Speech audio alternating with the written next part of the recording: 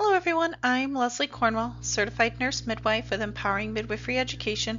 This section has to do with recommended routine screenings during pregnancy.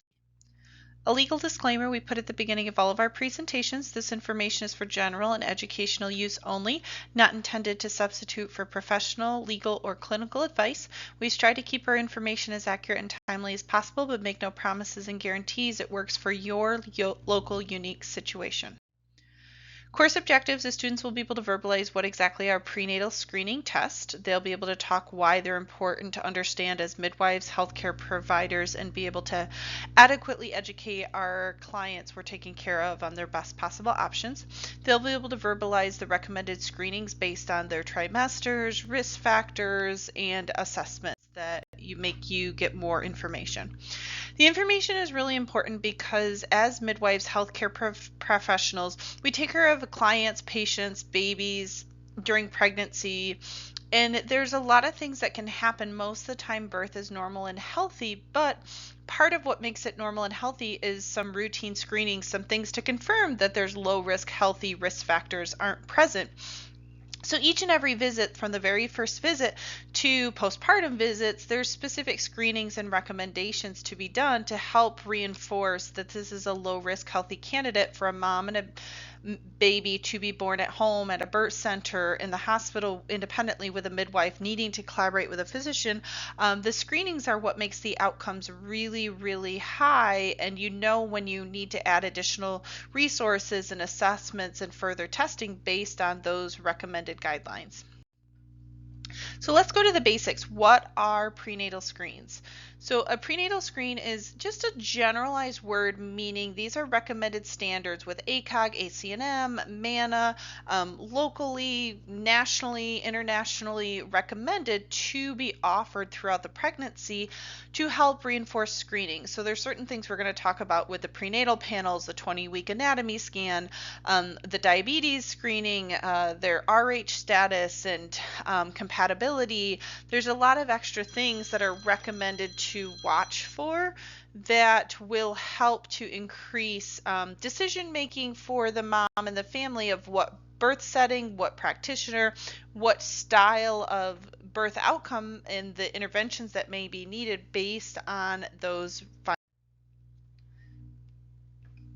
Some of the screenings to think about are the first prenatal screen. An ultrasound is sometimes recommended to be done in that first trimester if they don't have a good accurate period, they don't know their cycles, their last known menstrual cycle. There's a lot of different reasons, and the data shows if you get an ultrasound done in that first trimester, especially around 5 to 7 weeks, it's good within 3 to 5 days of the estimated due date. So it's pretty standard in the medical world to do dating ultrasounds to add as dating criteria on top of her last menstrual period. But in the midwife world, we typically will order a first trimester dating ultrasound if we don't have a good accurate date to go from.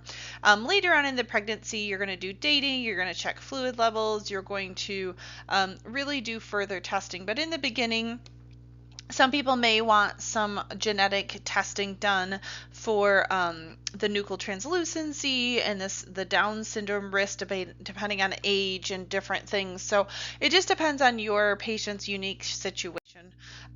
You could do some early blood tests for genetics, essentially sequential screenings, the prenatal panels, HCG hormones if she's having some spotting. You can do serial HCGs every 48 to 72 hours. That HCG hormone should be doubling up to 9 weeks gestation for normal, healthy, viable pregnancies. You can order ultrasounds if she has right lower quadrant pain, right or left quadrant plane, worried about ectopic pregnancy to confirm that there's a viable baby in the uterus versus the fallopian tubes. So there's different things you can do for just checking on the mom and the baby. Prenatal panels, the blood type, rubella, hepatitis B, hepatitis C, syphilis, HIV, iron levels, so CBC. There's so many different things that you can order. Her blood type, her RH factors. If she is RH positive, it doesn't matter if the baby is RH negative or positive. If the mother is RH positive, we'll have a thorough discussion of giving her RhoGAM during the 28-week gestation and then checking the baby's blood type postpartum. If we know 110% positive that the dad is RH negative as well as the mom is RH negative, then the baby is going to be RH negative. The concern is that baby inside of mom could be RH positive and it can have RH incompatibility and concerns with future babies, miscarriages, pregnancies. So that's why the RhoGAM is recommended at 28 weeks and checking the baby's blood type postpartum. There's chorionic villi sampling. This is more maternal fetal medicine, higher invasive, higher risk things. It can be there's other things you do and recommend before that are less invasive if you're trying to do DNA genetics. There's the difference between screening tools and diagnostic tools.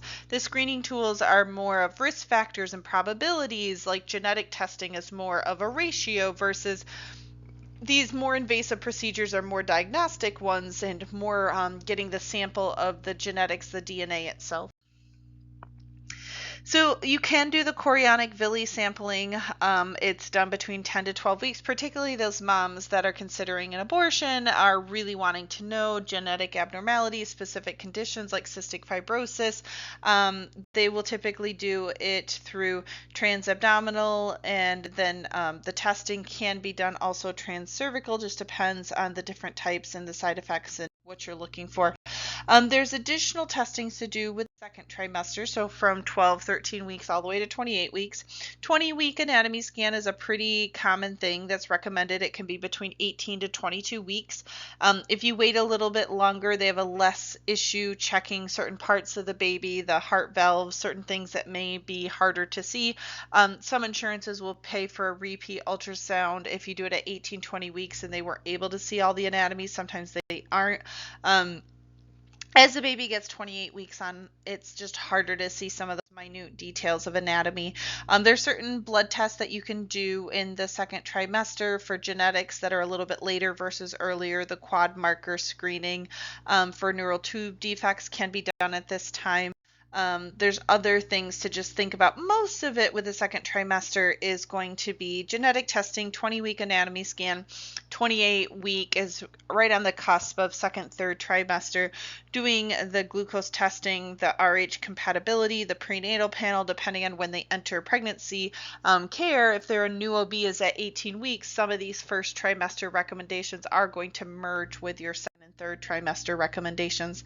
The glucose tolerance testing, there's different ways to do this. You can do a 1-hour glucose testing, you can do a 2-hour, a 3-hour, you could do some home monitoring for a couple weeks and rechecking a little later in the pregnancy.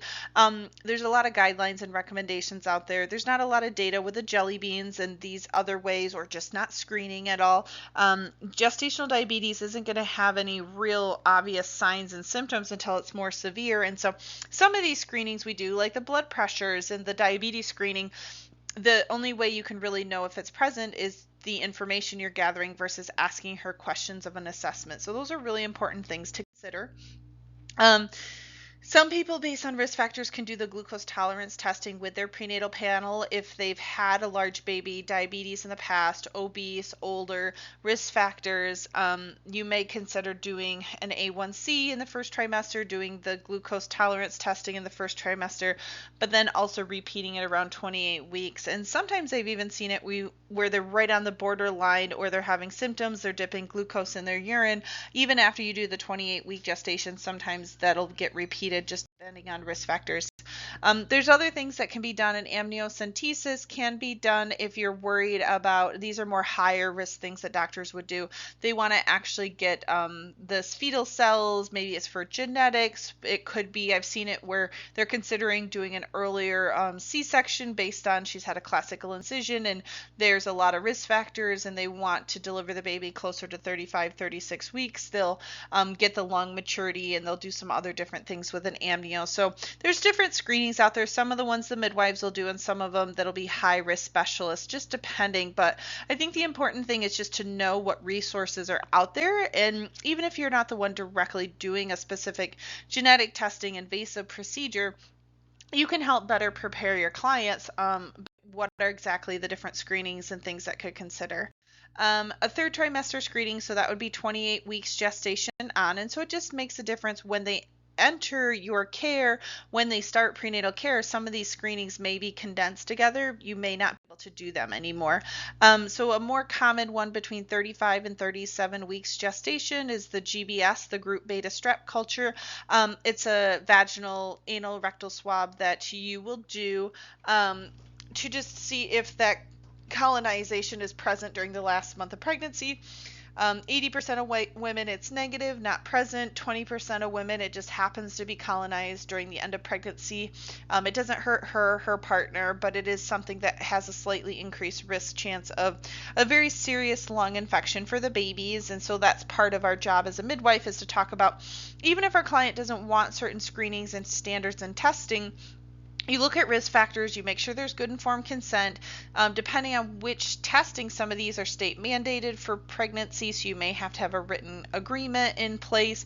But the whole point is we want to keep our own biases out of it. We want to give them just CDC guidelines, evidence, the standards. Evidence-based birth has excellent resources on what are the standards, what are the prenatal care screening options, and how do you take care of the mom. So this GBS swab can be pretty minimal screening option.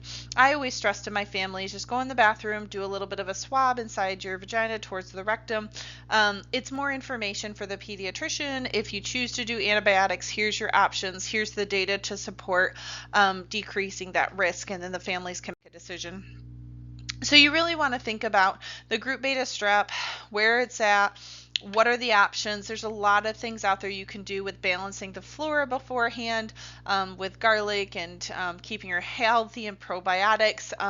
The whole point is you want to have the mom and baby as healthy as possible. So even if the baby is exposed to any of these infections throughout pregnancy, birth, postpartum, that they're able to fight off the infections themselves. That's the whole point. So prenatal screenings, there's a lot of different things you can do. There's some post dates in screenings as well. You can definitely do some ultrasound testing. You could check fluid levels. You could do non-stress tests.